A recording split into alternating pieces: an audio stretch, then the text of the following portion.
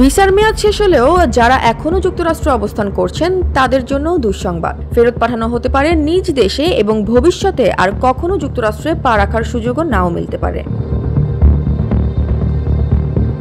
গত বৃহস্পতিবার সকালে ঢাকাস্থ মার্কিন দূতাবাস তাদের ভেরিফাইড ফেসবুক পেজে এক পোস্টে জানায়, অনুমোদিত ভ্রমণকাল শেষ হওয়ার পরও যুক্তরাষ্ট্রে থাকলে শুধু ফেরত পাঠানোই নয়, ভবিষ্যতের জন্য স্থায়ী ভ্রমণ নিষেধাজ্ঞার মুখেও পড়তে পারেন ওইসব ব্যক্তি।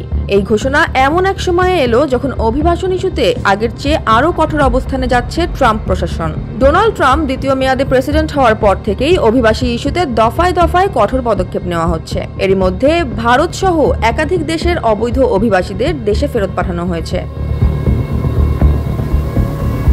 গত বুধবার নিরাপত্তার ঝুঁকির কারণ দেখিয়ে নতুন এক নির্দেশনায় 12টি দেশের নাগরিকদের যুক্তরাষ্ট্রে প্রবেশ সম্পূর্ণ নিষেধ করা হয়েছে।